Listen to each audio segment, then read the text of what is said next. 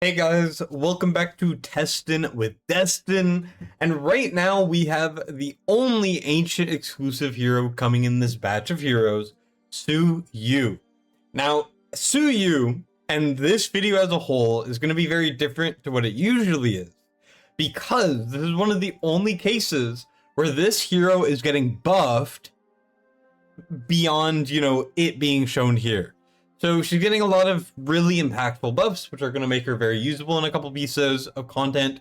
But the way that she works as of now that I have to be showing you guys makes it so that she doesn't have as much use cases. Okay, so I'll go over all of that, how she's getting buffed, etc. But I just want to do a disclaimer that this video is not going to fully cover content. I am going to show her in content where she might be good. I am going to talk about it, but I probably will not be doing full runs of things because she literally cannot be used the same way. Okay? Doesn't make any sense. Basically, Su Yu can be summed up as a Xena. Obviously, I'll go over the kit. But she can be placed only 3 times per battle as of now. Now, they have updated the description, and they will be buffing her by her release. But for now, she's only 3 times. And that means that in a lot of content like Arena and, areas like that, she just doesn't work as of now. So I just want to do that disclaimer. I've been yapping about it enough. But just keep in mind that this is going to be more of a proof of concept video to talk about, how she works and how she could work. And it's less going to be, oh, here's an entire run of Gear Raid 3. Or here's an entire run of yada yada yada. Okay, I didn't need to do that disclaimer. Now, with that being said, this is Su Yu, one of the new ancient heroes, and she is a Northerner Arbiter Tactician, which is kind of cool. I don't actually think she can move though, so I don't know why she's a Tactician. Either way, she is 15 cost. Currently, she's 20 cost when we use her in content, but when she does come out, she will be 15 cost. That is one of her buffs, is going from 20 to 15. She has AoE physical attack, fast revival, true damage, defense penetration, and anti-air, so she does hit air. Going into the stats, we have a marksman-like range. She can actually be placed on both platform units and ground units, so you get this range pretty much whenever. And her stats are 18,000 HP, pretty normal. Attack is 5,400, which is actually pretty good. We have 40 seconds of redeployment time, technically 36. It looks like. Then we have an attack interval of 2.6, which is the average. And then the rage gens are pretty similar. Remember what I said? She's akin to like a Xena, right? You place her down, she does her thing, then you get rid of her, right? That's the main purpose. Now going into her talent, she's deployable on either ground or platform tiles, like I mentioned, but she cannot block enemies, similar to a Valara, right? Very akin to a Valara. She can also only be played up to 4 times per battle. Now, one of the buffs is it went from 3 to 4. She used to be 3 on Death Server. People said, oh, she needs 4. They made it 4. In the video, I can only show you guys 3 deployments, but she will be 4 on release. Now, 20 seconds after her deployment, she is going to automatically be forced out of the field. Okay, so you place her down, she does astronomical amounts of damage, and then she dips and you don't see her again. Now, whether the hero is retreated manually or automatically, no cost will be restored. So you cannot place her and get her, 7 cost back. That just doesn't work. So that's another mechanic that we don't see very often. Now, the hero deals 35% increased AoE damage, and her redeployment time is reduced by 24 seconds. Now, when she deals direct damage, it has a 30% chance to inflict 1 stack of Winter's Bite on the target. So it's basically a slow. If you do it 3 times, it's a full freeze. It only lasts for 5 seconds, but either way, she has that in her kit as well. So going on to the rest of her kit, her basic attack is 120% AoE damage to up to 8 enemies. 8 enemies is quite a bit. First passive is a debuff immunity, similar to like an Ezreath or a Neja. Makes it so that she just cannot be affected by debuffs. Also makes it you know, with the rest of her kit where she can't be blocked, it's going to be kind of hard for her to take damage. Okay, so that's pretty cool right there. It also reduces the redeployment time by 3 seconds for each enemy killed by the hero, up to a reduction of 24 seconds. Resets upon the next deployment. So she can be placed super fast, which is really nice. Now, what I will say though is, despite the faster respawn, you still want to ration your deployments of her, because despite her damage being really high, it doesn't matter, you know, if you can't place her anymore, because you've already reached that 4 max deployment, right? So keep that in mind.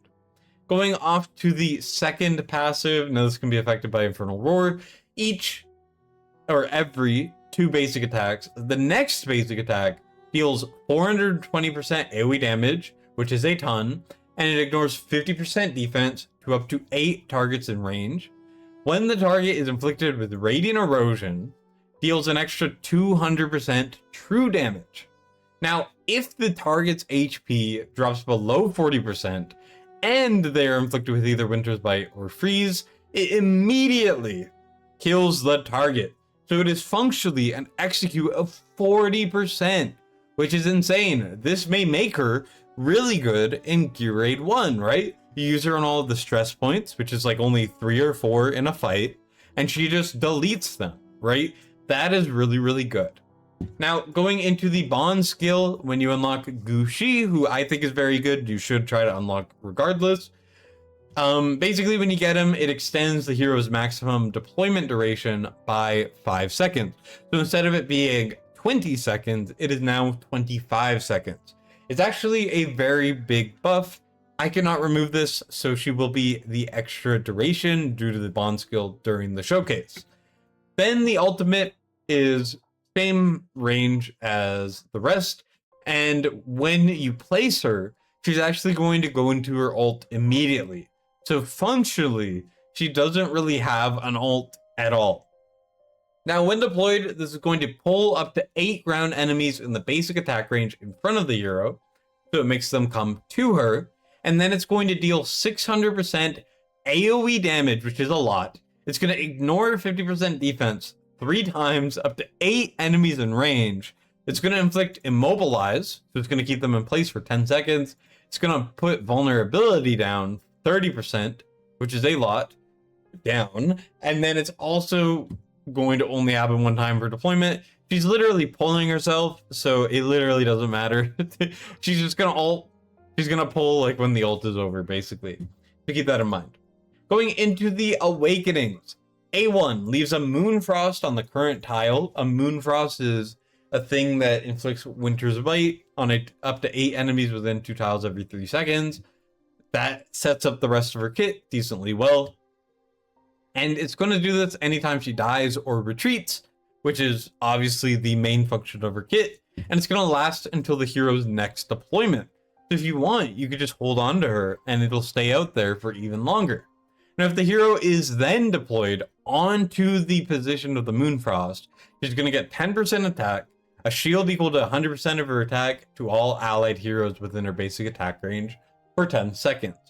All right. Then we get to the A2, which is 300 flat attack. A3 is going to be increasing the range of the basic attack and ultimate, and increases the max number of targets by 4.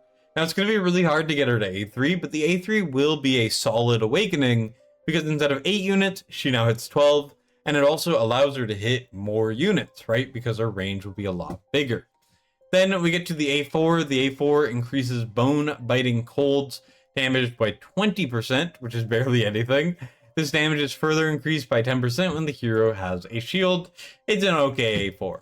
The A5 increases the number of times the hero can deployed per battle by 1. So instead of it being 4 times, it'll be 5 times. This is a pretty big buff, but also, you know, it's an A5 on an Ancient exclusive, whatever.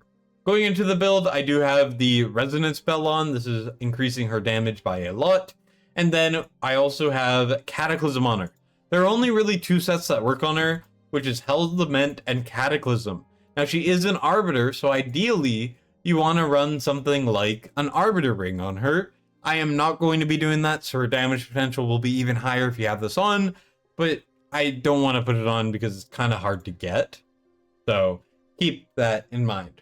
Anyways, there's a couple of pieces of content I want to try her in. I'm not going to cover them too long, but I am still going to cover them briefly. So let's get right into it. Now, the first piece of content that I want to briefly cover is Gear Aid 1.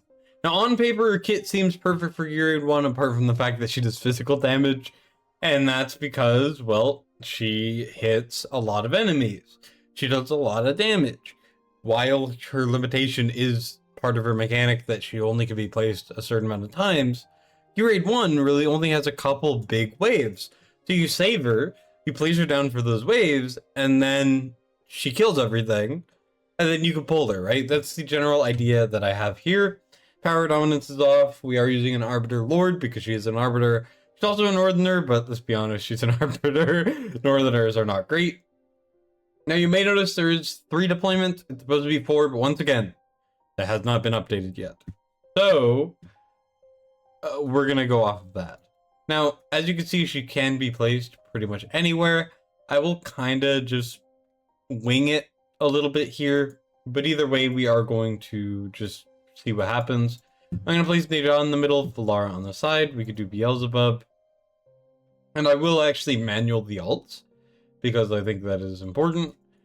One of the things about her as well is there's no point in trying to manage Invigoration, because she is going to pull herself. So keep that in mind. Anyways, we're going to grab some cost here. We can wait for the next wave to come out. I guess I could ult with these guys first. But either way, we are going to try to kill the next wave with her. Okay, so we'll see how that goes. Here we can do Boreas for some anti-healing. And then when these guys come in, I'm going to place her down. So we could go like this, or we could move her a little bit closer. I trust Elowen to keep her alive. Now she's going to use her ultimate. It is going to do a lot of damage, but it is a little bit infrequent. So here we can do some Invigoration to buff up her damage. And she does end up killing a lot of things. The thing is, her execute is so strong that she just kind of vaporized to those guys. The poor guys. And now, after that is over, she disappears. So after her ult is over, she's always going to leave. I probably should have saved her for this round, but regardless, you saw what happened. Now, what I'm curious about is how well she manages with the final wave. So I am actually going to wait for the final group to come in, and then I'm going to be able to use the ultimate, and we'll see what happens. So we're going to let these guys do their thing. I'm actually going to Beelzebub ult as well as Valara ult here. Try to clear these guys as fast as possible. If the pop-up could stop popping up, that would be great. And then we can place her down. I want to keep the other placement as well for this wave because this is the main wave. And we'll see what happens. So I'm going to place her now. We can use some of these ultimates. We could pretty much do everything. And I guess we'll just 1.5 mil. That's a lot of damage. Holy. Yeah, she definitely does do a lot of damage. It's just such a short period of time, you know? That's the issue. So she is going to die here. I don't know if she managed to get many kills, which is a little bit of a problem, because now her deployment is going to be extra long. It's actually not that long. It's 24 seconds. I think that's pretty solid. Either way, we are going to just kind of keep it going. Let's use Elowen ult in order to keep people alive. We can wait with the other ult. Keep it going. I'm going to ult. We're going to place her down. We're going to do this. We're going to do this. We can keep her alive. And we can pray that her damage is going to be high enough I mean, we are clearing these guys, but I'm so curious to see if that's because her damage is high or because the other unit's damage is high. Here she's gonna get pulled, and as you can see, she is now gone forever.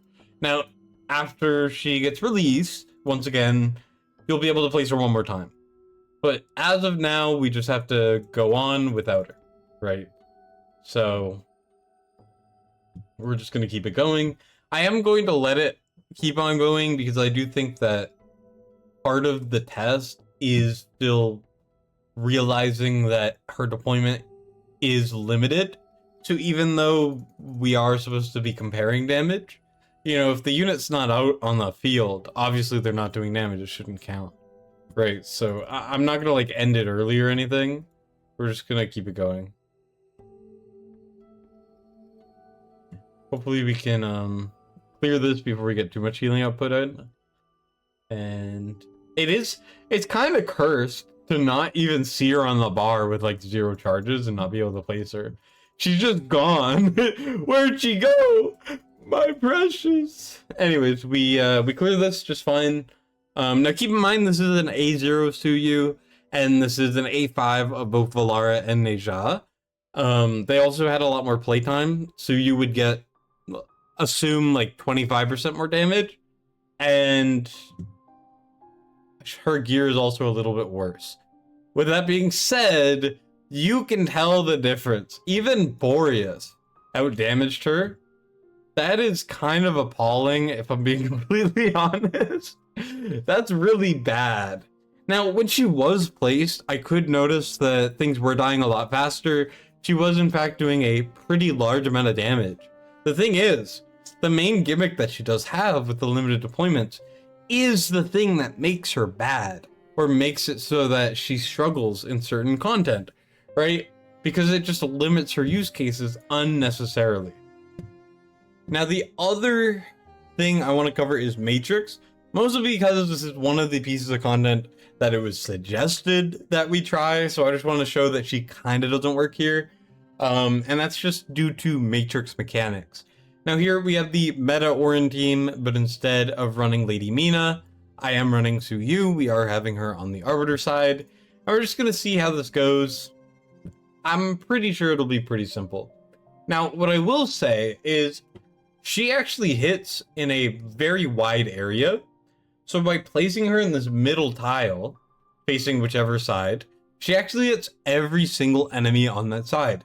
Now, also, you will have to assume, because once again, she has not been buffed yet, assume that her damage overall and her contribution is 25% stronger. Just keep that in mind. With that being said, let's do some placements. We're going to do Guan Yu on the left. We could do Orin on the right. We could do our Akira. Do our Airless. Hisomi. We could do Lycan. Elder. Adrian. And then we're going to hold on to her. And not use her yet. Because obviously we don't want that. Anyways, what I will say though is... Well, first of all, aside from the fact that her mechanic literally doesn't work here, even though this is a piece of content she was designed for, she also, like, just, you can only place her on half of the focus strikes, so you can't even use her on all of them, which is a little lame. Anyways, we are going to, let me put on the statistics, we are going to ult. We're going to ult with pretty much everyone. We could place her on the left side because Akira is going to be carrying the right side. Then we can give the buff and see what happens. So what we can see, it's a little hard to see, but just know that she is actually cleaving through a lot of these guys very well. And her damage is going up a decent amount, but you know, she still is not really comparing to some better damage dealers. Now, despite her literally killing herself, you do still kind of see that her damage is comparable to like an Elder. You know, it would have gotten close to Orin if she was a permanent unit, but she's just not, and that causes some issues, unfortunately. Now, with that being said, she's also not ready for the next one, which is kind of insane. And that's because of the Matrix mechanic, where if someone gets pulled, then they have a longer respawn time. For here, because I don't want to do the entire Matrix run, because I think it's pointless, I'm just going to place her down. And you can see her damage is still decently high. It's just the issue of the content not being designed for her, but her being designed for the content. Look, she's at 65 seconds, and she's a unit that's supposed to be redeployed over and over again. How is this supposed to be the way that she works? You know what I mean? Like, this isn't the content for her. Her damage is not awful. But just use an Estrid or someone better who can actually be used every time. You know what I mean? Here we're going to do our last placement because, well, we can only place her 3 times. Every single placement, I'm pretty sure that it takes even longer for her to be placed. So, you know, it's a little bit annoying. Anyways, we can kind of place her now.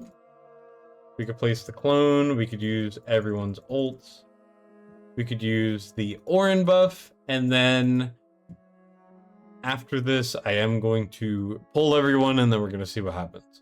So her damage was again comparable to Elder almost, even though she's not on the field very much. That's good, right? But at the same time, that's half of the fight and we can no longer use her at all. She's gone, right? So you can kinda, in your head, multiply everyone else's damage by double and multiply her damage by like an extra deployment. And what it shows is she gets dunked on, right? And I don't think she's gonna be great for Matrix. If you're missing like a Lycan, I could see you maybe slotting her in. If you're struggling, maybe you're a little earlier in the game, if you have her, you can absolutely use her here. But I wouldn't recommend it because, like I said, even though these damage numbers seem closer than they are, they really aren't. Because we reached her max deployment limit, but we didn't go through the entire fight because there's no point. So, Orin doing over a bill, Lycan doing over a bill, Akira doing well over a bill, Ganyu doing like substantially over a bill. These guys are going to increase their damage a lot over her, right? I don't think she's going to be great here, unfortunately. The next thing I want to try is Gear Aid 3. Now, I'm not going to go over this too intensely. I just want to demonstrate something that she can do with her Immobilize and other mechanics. And I just want to cover that, right? Then we'll go over to other pieces of the content and we'll leave it there. Now, here we're going to place down Lady Alexandra on the left. Then we are going to place down our Diao-chan, Swapper, Lady Alex. You guys know the drill. I did the same thing every time. And in this one, I'm actually going to sell Alora at some point. Not yet, but at some point. Now, once again, with the gear aids, it actually works really well with her mechanics because there isn't really any way for you to actually place her enough times to where she won't be placed anymore. Now, obviously, if you're doing like your Dungeon 2, you can't place her enough. That's not a thing. 4 is not enough. But you still can, like, you know, get some use out of the normal gear aids, right? And one of the normal gear aids is Gear Aid 3. And if you know anything about Gear Aid 3, you know the right side is hell to deal with. Now, what if we were able to CC on the side, right? That would be really good. Now, it's a little bit hard with the deployment, I will say. Here, we're going to ignore this one unit, who cares? Basically, I'm going to use Alora. We're going to get most of these guys down low. We're going to pretend that maybe we don't have enough damage to kill them, right? So here I'm going to sell. Now, we can put down our Iavar, whatever. And when these guys come down, we're going to be able to actually place her. I might have placed her a little bit late. And then we're actually able to use her to help with this side, is the idea. Now, that being said, you may have noticed something there, and that is the fact that she actually didn't hit them all, right? So I thought that would be kind of a cool thing to do, and it is if you're maybe running like the No Lady Alexandra Beelzebub strat, where you pull them close to you, then she can actually kill them pretty well. I think that's a really cool use of her abilities, but you just can't reach the full way. Now there is another thing that I was thinking could work, and that is just using her in the middle. Now everything's falling apart. Remember what I said at the beginning, I'm not gonna really like be too insane about making everything perfect because she's once again not buffed yet. But we can put her in the middle and she should be able to actually do a good amount of damage. And as you can see, she actually shreds really, really well and is doing a lot. So if you maybe have, okay, so let me explain why this is actually useful. Basically, for the general strategy, there is one flex slot that you get to use.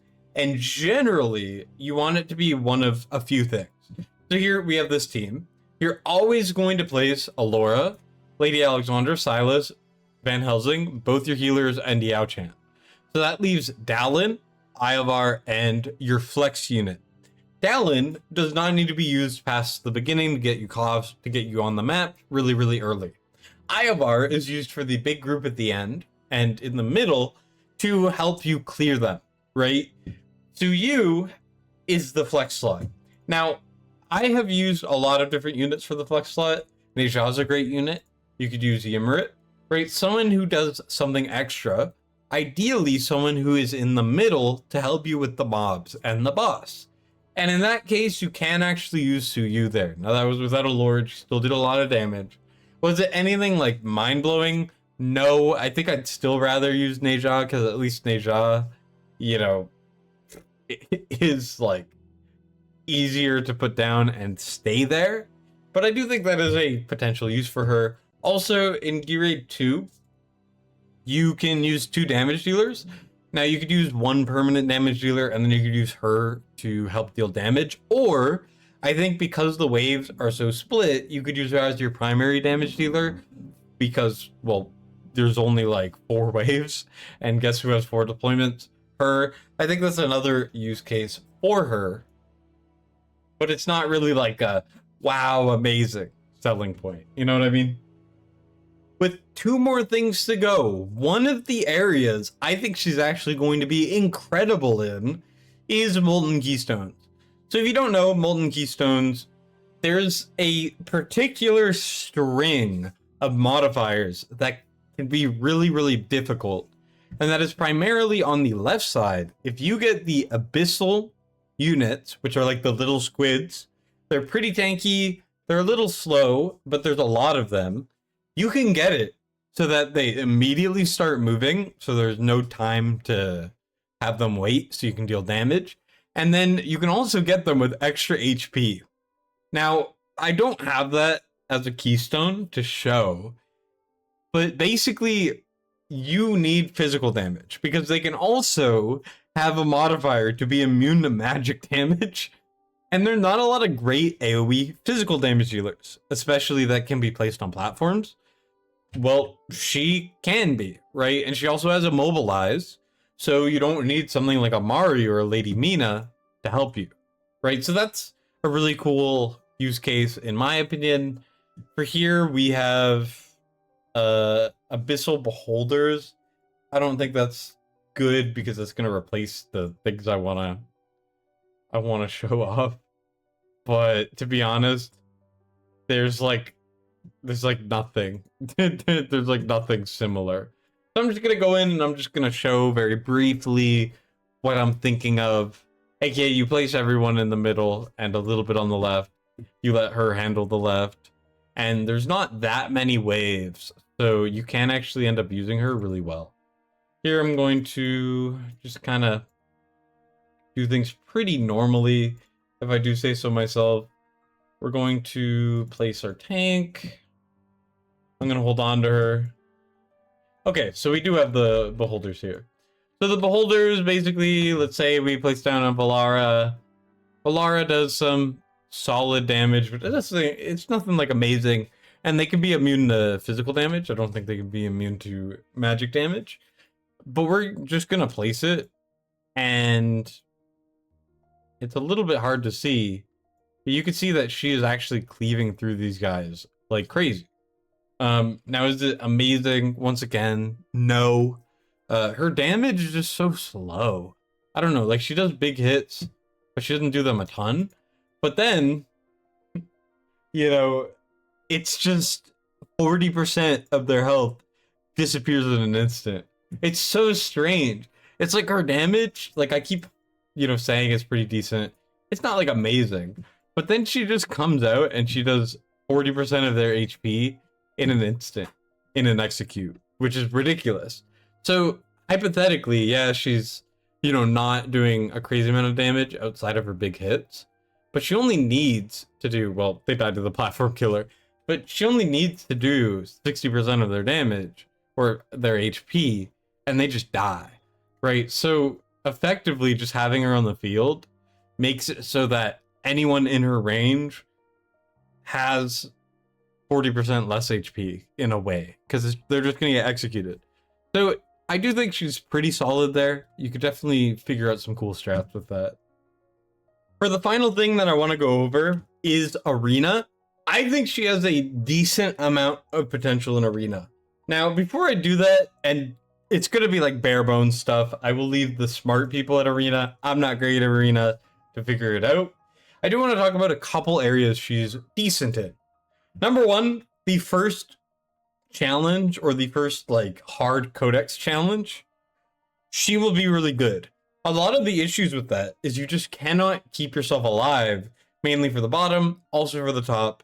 You get overrun really fast. You place her down, she clears it for the duration of her time because her execute is huge, and you should be fine. Conquer Codex, I'm sure she would be decent, but Conquer Codex is carried by a bug, and none of the actual damage dealing units actually matter apart from Ezereth, so that doesn't really matter. You could maybe use her in like the other codexes. You could also probably use her in normal Maverick calls, though I do think that she's better in the Molten Runes. And then you could maybe use her in like some other content where you would use like an Orin, for example. And the good thing is, Orin is on the same faction as her, right? Now I'm gonna go super fast through this. I'm not gonna talk about it too much. Oh wait, Ingrid is on the team. Let me take it out. Basically, Valara is really important, and that is for starting. Not only that, you have a spare flex slot for AoE Arena, right? You have one slot that can be whatever the hell you want.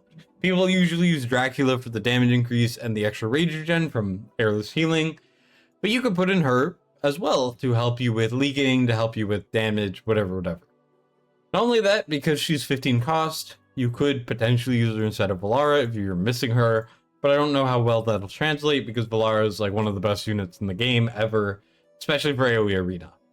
Either way, we are just going to go in very quickly, and I'll just show it off. So we could do Valara first, which is expected. Then we could do our Diao-chan. There we go. Going into round 2, we're going to use our Lord bonus in order to clear this. Bam, bam. We could use the ult now, or not the ult, the Lord bonus. Same freaking thing.